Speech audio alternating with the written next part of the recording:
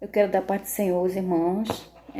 Quero mandar um abraço muito grande aqui para nossa congregação que eu e meu esposo dirigimos, que é a congregação Canaã, na área 93. E eu quero começar hoje uma série de estudos referente à escola bíblica, né? Segundo trimestre de 2020, cujo tema da revista é a Igreja Eleita. Então, o assunto que vai ser abordado na revista, no trimestre, né? O assunto é um estudo sobre a carta aos Efésios. Então, vai ser estudado nesse trimestre as doutrinas e orientações pastorais para a vida prática cristã, que é muito importante. Então, o comentarista dessa revista é o pastor Douglas Batista, presidente do Conselho de Educação e Cultura da CGADB, líder da Assembleia de Deus Missão, no Distrito Federal.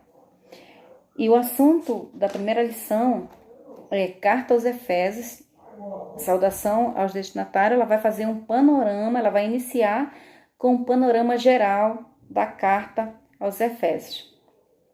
O textuário diz o seguinte, que está em Efésios, capítulo 1, versículo 2, a vós, graça e paz da parte de Deus, nosso Pai, e da do Senhor Jesus Cristo. A epístola, verdade prática, a epístola aos Efésios revela o propósito eterno de Deus para a igreja de Cristo.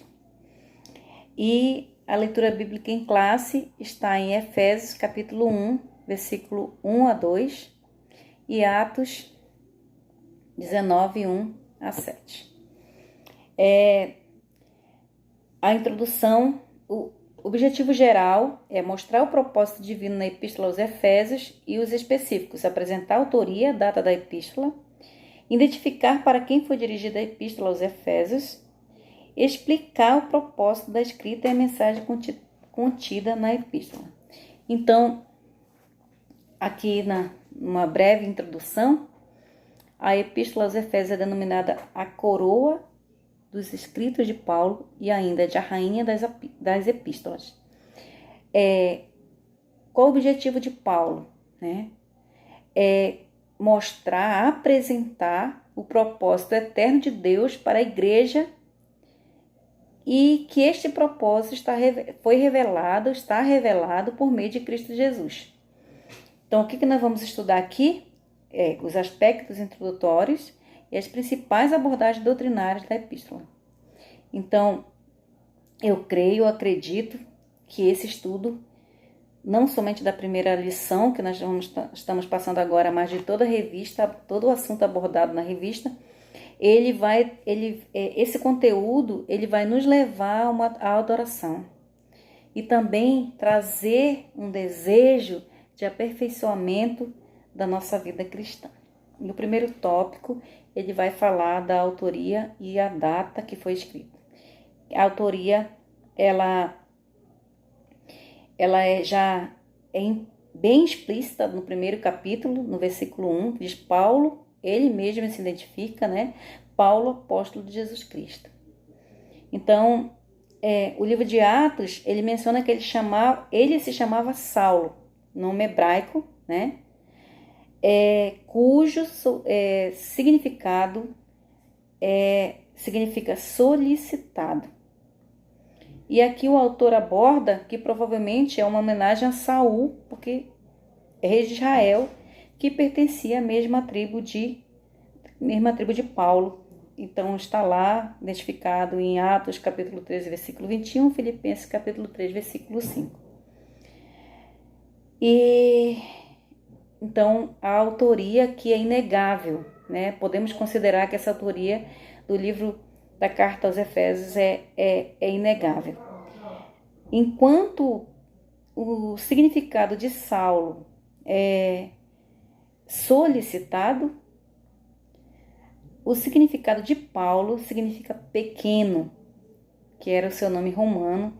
Então, lá em Atos capítulo 2, versículo 25, é citado a origem romana de Paulo. E o segundo tópico, ele fala sobre a assinatura apostólica. Então, são 13 as cartas de Paulo, identificada como de autoria de Paulo, certo? E ele não se identifica nessas cartas como Saulo, mas sim como Paulo. E o autor, ele cita aqui Romanos capítulo 11 como referência para justificar, né, por que o uso do nome Paulo. Provavelmente por considerar o nome mais apropriado para evangelizar o mundo gentílico. Outro detalhe relevante é a reivindicação de sua autoridade apostólica como ressalva pela vontade de Deus. Então, Efésios capítulo 1, eu estou aqui com o livro de Efésios aberto, né?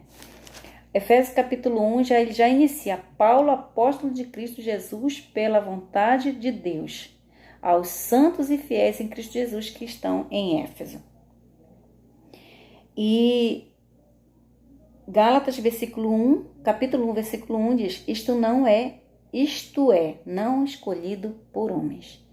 Então, a reivindicação de Paulo referente à sua autoridade apostólica, afirmando que ele foi escolhido por Jesus Cristo pela vontade de Deus, não pela vontade de homens.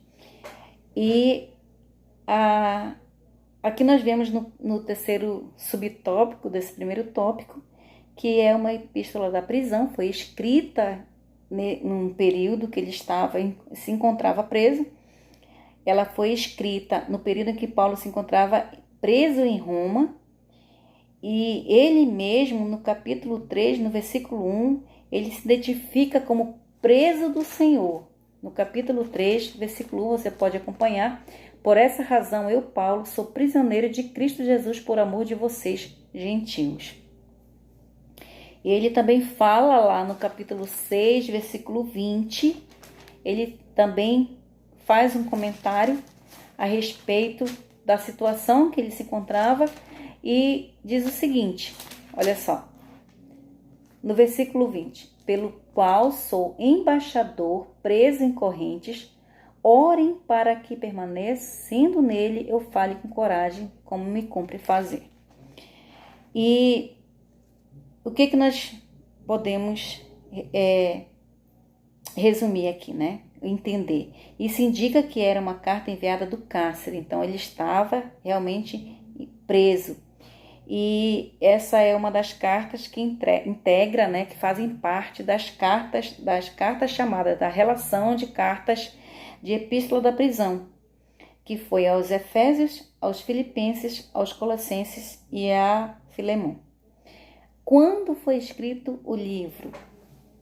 O livro foi escrito, de acordo com Atos, após as 3 viagens missionárias e também a implantação das igrejas na região do Mediterrâneo. Paulo esteve em prisão domiciliar por cerca de 2 anos, está lá registrado em Atos, capítulo 28, 30, e entre os anos 60 e 62 depois de Cristo.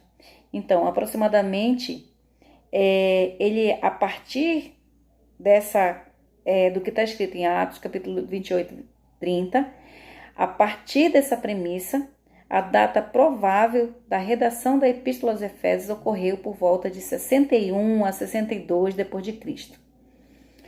Então, quem foi seu portador? Tíquico. No capítulo 6, versículo 21, está registrado e diz assim: Tíquico, o irmão amado e fiel servo do Senhor, lhes informará tudo para que vocês também saibam qual é a minha situação e o que eu estou fazendo.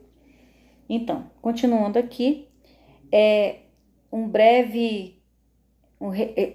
breve síntese, né, do esboço da carta aos Efésios. Ele é dividido em 2 partes. A primeira parte do capítulo 1 até o capítulo 3 e a segunda parte do capítulo 4 até o capítulo 6.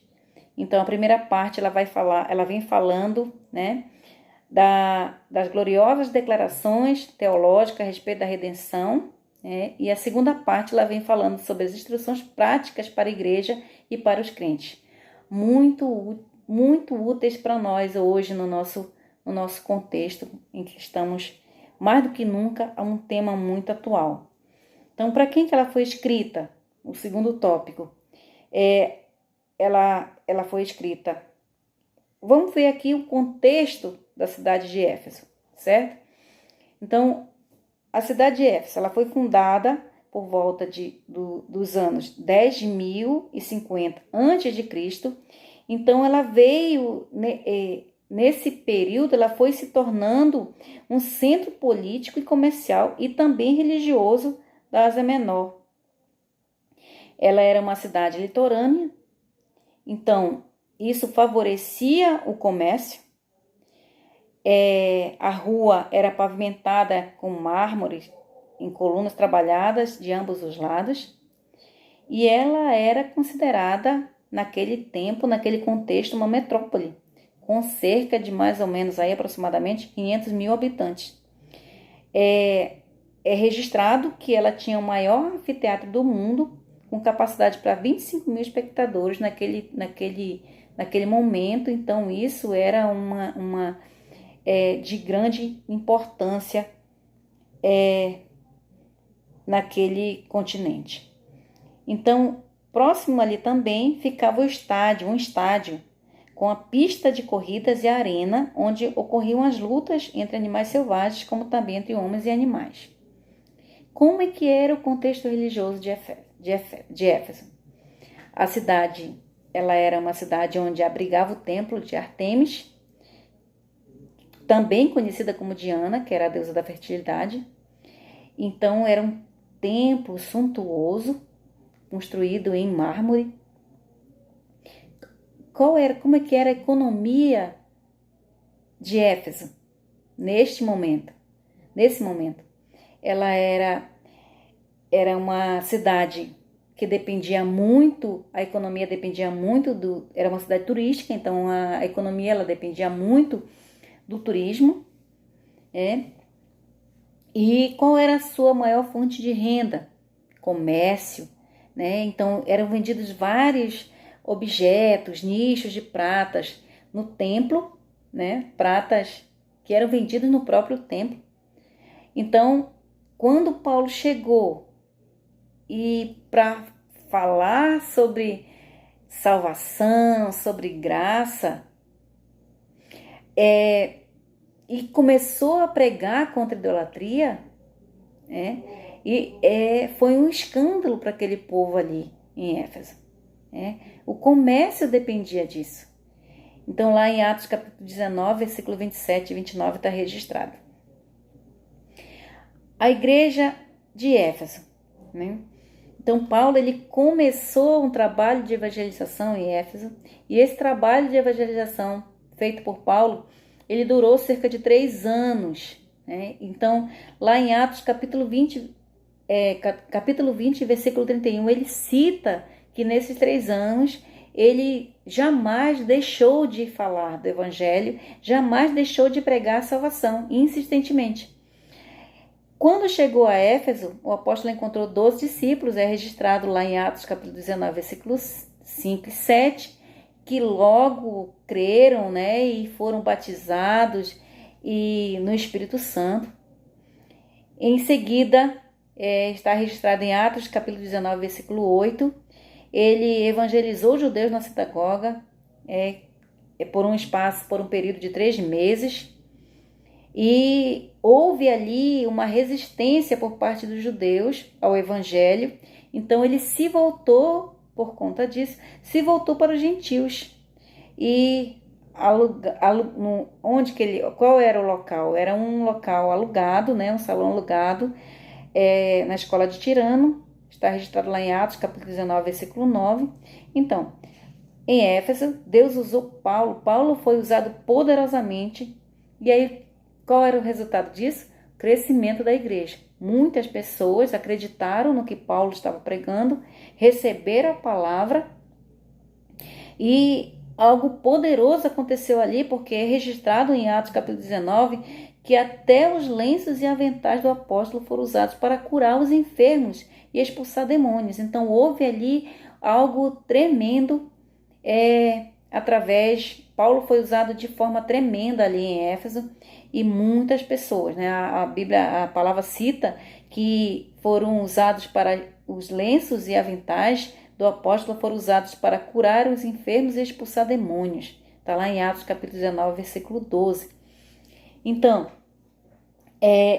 ali também, naquele lugar, foi um celeiro de novos líderes, né? De uma liderança forte, uma liderança que influenciou muito ali a igreja, naquele contexto, naquela época. Por exemplo, Apolo, ele ministrou e foi instruído por Áquila, por Priscila, Atos capítulo 18, versículo 24 e 28. Timóteo também fez parte desse contexto. Ele foi designado para pastorear a cidade, está lá em 1 Timóteo capítulo 1, versículo 13, já começa o livro falando sobre isso. E o apóstolo, segundo o estudioso Irineu, ele também pastoreou, liderou a igreja em Éfeso. Então foi um celeiro de grandes líderes que foram influentes nesse contexto. E o quarto tópico desse subtópico do primeiro tópico, ele diz que a saudação, qual o significado dessa saudação de Paulo? A saudação é a mais breve dentre todos os escritos de Paulo, está registrado aqui na nossa lição. Então ele se dirige aos santos e fiéis em Cristo Jesus, está lá em capítulo 1, versículo 1. Olha só o que diz. Aos santos e fiéis em Cristo Jesus que estão em Éfeso. E ele diz: a vós a graça e a paz da parte de Deus, nosso Pai, e do Senhor Jesus Cristo. E qual o significado disso, né? Isto é, aqueles que foram separados e consagrados para ser a propriedade exclusiva de Deus, que é registrado lá em 1 Pedro capítulo 2, versículo 9. Então, Paulo, ele cumprimenta com as palavras de graça e paz. E por quê? Por que motivo, né? A nossa lição, ela diz que é uma expressão que lembra o favor gratuito e imerecido de Deus. Então, Paulo é um apóstolo que mais do que nunca ele pode falar e pode testemunhar da graça, né? Da graça mediante o Senhor Jesus Cristo. Ele faz uma declaração, ele faz uma saudação aonde está, faz uma lembrança, né, ao favor gratuito e merecido de Deus. Então, aqui trazendo um pensamento do nosso comentarista quanto aos destinatários. A maioria dos intérpretes considera a epístola, que a carta aos Efésios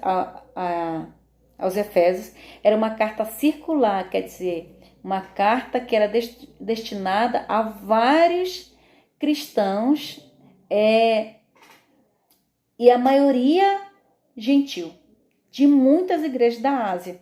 Então, não somente a Éfeso, mas a todas essas pessoas que eram dessas igrejas que eram provenientes de Éfeso, que era nesse contexto, nessa época, a metrópole mais importante daquela região.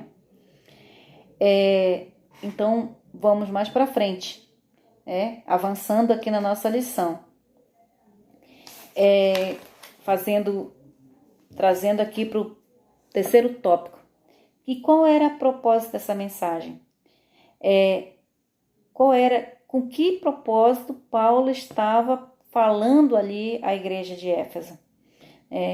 Ele é uma epístola que aborda problemas diferentes de outras, né?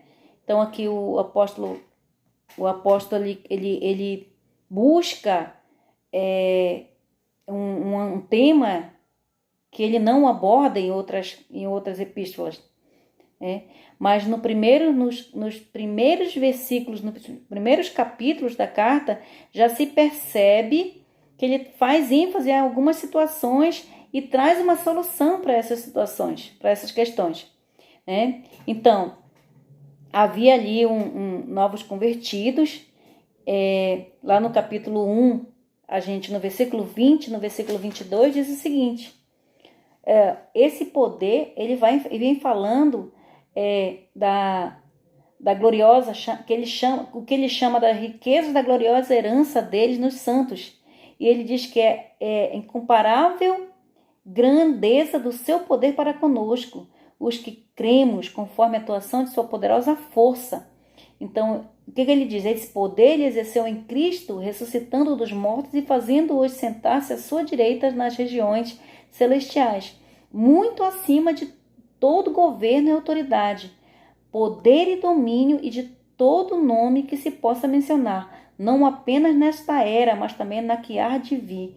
Ele está falando do grande, ele coloca Cristo como o autor e que sobre ele está todo o controle do universo. Aleluia. Então, o que ele está dizendo? Este aqui, ele finaliza aqui, no 22. Deus colocou todas as coisas debaixo de seus pés e o designou cabeça de todas as coisas para a igreja, que é o seu corpo, a plenitude daquele que enche todas as coisas em toda e qualquer circunstância. Então, o que ele está colocando? Cristo como cabeça e igreja como o corpo, que é o que é realmente como nós entendemos, como nós o compreendemos. Também é possível perceber outro tipo de ênfase do apóstolo. O passado daqueles cristãos, que era marcado pela imoralidade bebedeira, né? Mais uma vez salvos pela graça, eles deveriam adotar um novo estilo de vida em Cristo. Então, quando nós vamos lá para o capítulo 2, versículo 1 a 10, ele faz um apanhado, né? E ele fala aqui, ele fala no versículo 8: pois vocês são salvos pela graça por meio da fé, e não vem de vocês, é dom de Deus, e não por obras, para que ninguém se glorie, porque somos criação de Deus, realizada em Cristo Jesus, para fazermos boas obras, as quais Deus preparou antes para nós as praticarmos. Então ele está dando ênfase aqui, a que estilo de vida que aquele povo deveria adotar. E eu trago também aqui para nós, para a nossa vida hoje, né? Muitos de nós fomos marcados por várias situações, né? E o Senhor nos alcançou. E quantos mais o Senhor vai alcançar? Mediante a graça, mediante o crer, mediante o confiar, mediante o confessar a Jesus como seu Salvador, né? E se entregar a Jesus, porque eu creio que Jesus é que nos escolhe, né? Jesus já nos escolheu. E quando Jesus ele diz para mim que eu sou dele, eu não tenho como resistir a esse chamado, né? E aquilo que era velho, aquilo que era em mim antiga criatura, a Bíblia diz, a palavra do Senhor diz que tudo se fez novo. Então se torna novidade de vida para mim, para todos aqueles que viveram essa experiência de se entregar por inteiro ao Senhor Jesus. Então, Paulo ainda apresenta aqui, destaca uma preocupação, como unidade e paz entre judeus e gentios cristãos. Então ele faz ele coloca aqui algo muito especial da unidade, que através de Cristo Jesus, aonde havia divisão se torna um. E isso é muito forte. E ele fala aqui, ele diz aqui, no versículo 11 do capítulo 2, portanto, lembre-se de que anteriormente vocês eram gentios por nascimento e chamados incircuncisão pelos que se chamavam circuncisão feita no corpo, Aí lá no 13 ele diz assim: mas agora em Cristo Jesus, vocês que antes estavam longe, foram aproximados mediante o sangue de Cristo. Glória! A graça. Então, a partir dessa premissa, sob essa premissa, o nosso comentarista ele diz: então podemos considerar que uma das intenções do autor aos Efésios era a de atender às múltiplas necessidades da igreja numa perspectiva pastoral. Por isso, a carta é apontada por estudiosos como um tratado teológico sobre a igreja e o corpo de Cristo. Então, havia ali um propósito de consolidação, de discipulado, de trazer um ensinamento sadio para a igreja da parte de Paulo. Continuando, o segundo subtópico ele diz o seguinte: a mensagem de Efésios gira em torno de duas temáticas, como eu já falei: Jesus Cristo, a cabeça, e igreja, o corpo. Então, a lição ela traz alguns desdobramentos a respeito disso, que podem ser classificados da seguinte forma, né, sobre os seguintes aspectos. Primeiro, a consumação do plano eterno de Jesus na pessoa de Jesus Cristo. Onde está? Então, lá no capítulo 1, no versículo 3 a 5, ele diz o seguinte, né? Bendito seja o Deus e Pai do nosso Senhor Jesus Cristo, que nos abençoou com todas as bênçãos espirituais nas regiões celestiais em Cristo. Porque Deus nos escolheu nele, antes da criação do mundo, para sermos santos e irrepreensíveis em sua presença. E eu quero enfatizar, dar ênfase aqui. Em amor nos predestinou para sermos adotados como filhos por meio de Jesus Cristo, conforme o bom propósito da sua vontade. Então, o plano eterno de salvação projetado por Deus desde o princípio, ele estava sendo enfatizado aqui por Paulo, que a consumação desse plano eterno de Deus é na pessoa de Jesus Cristo. E ele deixa bem claro aqui, para sermos adotados como filhos por meio de Jesus Cristo, conforme o bom propósito da sua vontade. E continuando, ele cita, para o louvor da sua gloriosa graça, o qual nos deu gratuitamente no amado. Então, nós temos que glorificar o Senhor por isso. Amém? Segundo eixo, a atuação do Espírito Santo como penhor da experiência de salvação. Então, a palavra do Senhor diz no versículo 1, no capítulo 1, no versículo 13, olha só o que diz. Quando vocês ouviram e creram na palavra da verdade, o evangelho que os salvou, vocês foram selados em Cristo com o Espírito Santo da promessa. Então, a atuação do Espírito ela é essencial. A atuação do Espírito Santo como penhor da experiência de salvação. E o versículo 14 diz assim, que é a garantia da nossa herança até a redenção daquele que pertence a Deus para o louvor da sua glória. O terceiro eixo diz o seguinte, a reconciliação dos povos por intermédio da cruz de Cristo. Então ele cita no versículo 2, aqueles que estavam, aqueles de longe e os de perto. O versículo 16 diz assim, não deixe de dar graça por vocês. No capítulo 2, no versículo 16, olha só o que diz aqui. E reconciliar com Deus os dois em um corpo, por meio de quê? Da cruz, por meio do sacrifício de Jesus Cristo, pela qual ele destruiu a inimizade. E ainda fazendo aqui uma referência ao versículo 15, anulando em seu corpo a lei dos mandamentos expressos em ordenanças. O objetivo dele era criar em si mesmo, dos dois, um novo homem fazendo a paz.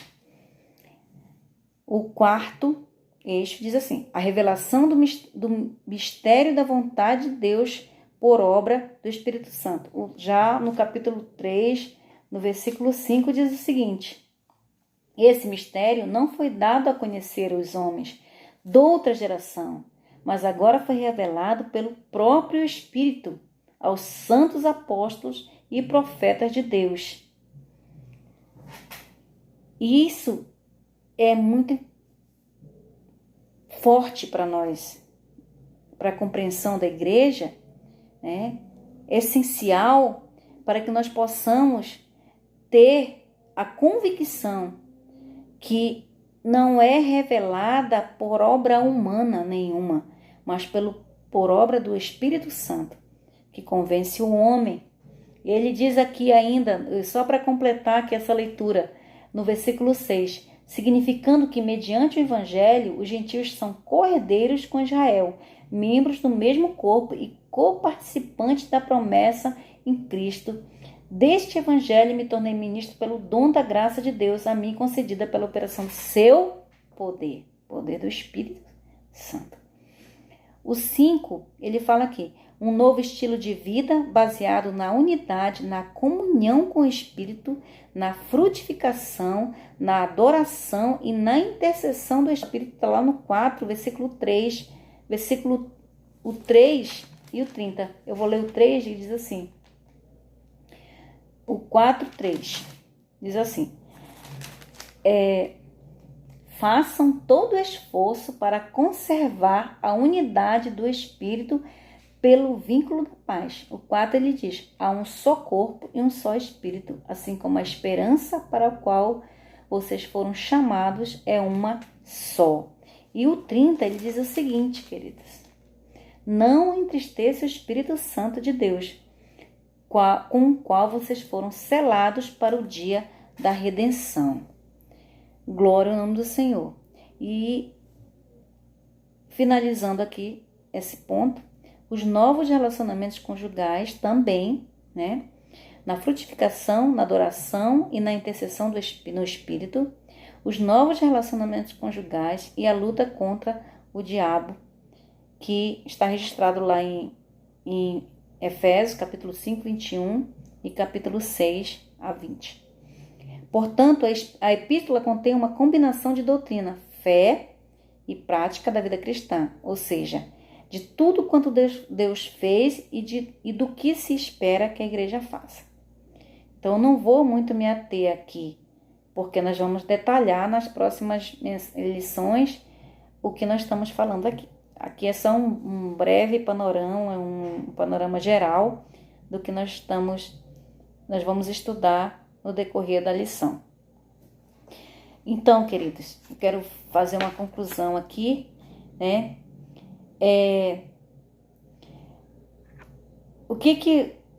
Resumindo aqui, o Espírito Santo, a importância do Espírito Santo e o seu papel na relação do crente, na relação do crente e a igreja, como presença poderosa de Deus que faz de nós o povo de Deus e o corpo de Cristo na terra. Então, o Espírito Santo ele tem um papel essencial, porque o Espírito Santo é que vai testificar no nosso coração. E o Espírito Santo é que vai nos convencer. O Espírito Santo é que vai convencer o homem do pecado. Então, o Espírito Santo tanto que o Espírito Santo é chamado de Espírito Santo da promessa. Então, a importância de ser chamado assim é que é um sinal que os últimos dias já chegaram. Então, qual é a promessa de Deus para a sua vida, para a sua igreja? Que promessa é essa para a sua igreja? Então, concluindo aqui, a epístola, a carta aos Efésios, ela revela um elaborado resumo da salvação e suas implicações para a vida cristã. Seu conteúdo recorda o favor imerecido que nós nunca devemos esquecer. A graça de Deus é favor imerecido. E o estudo sobre a graça é um estudo maravilhoso que nós, como igreja, devemos nos ater, devemos nos atentar. Suas exortações, elas vão nos direcionar a viver em santidade com alicerce em Cristo. Então, buscando conhecer, buscando... hoje mesmo nós estávamos fazendo aqui comentários sobre os princípios. Os princípios de Deus, eles não mudam nunca. Os princípios de Deus para a nossa vida, eles são imutáveis. E eles são vivos a cada etapa, não importa o tempo, eles estão ali muito... eles são para ser vividos. Os princípios de Deus são imutáveis. Nosso Deus é imutável, né? Então, o apóstolo Paulo, ele faz posso dizer, um apelo ao cristão para adotar de fato o caráter de Cristo, né? Suas exortações nos impelem a viver em santidade, alicerçados em Cristo, que é a cabeça da igreja. E é não cessar nunca de batalhar contra as forças das trevas. A palavra ela é muito enfática quando diz que as portas do inferno não prevalecerão contra a igreja do Senhor. Então, peço perdão se eu não abrangi de forma maior, mas eu não quis pular essa lição, e cada dia eu vou colocar aqui uma lição para até que a gente possa nos atualizar nas lições desse trimestre. Então, quero dar um abraço, quero direcionar essa lição às mulheres, à minha classe de mulheres da Congregação Canaã. Ouçam, reflitam, busquem. Vou colocar aqui a lição no grupo, e quem quiser sugerir, quem quiser falar alguma coisa, estamos abertos a críticas e que nós possamos de fato aprender uns com os outros. Um abraço, um grande abraço em todos, em todas. Em nome de Jesus, Deus abençoe em Cristo Jesus.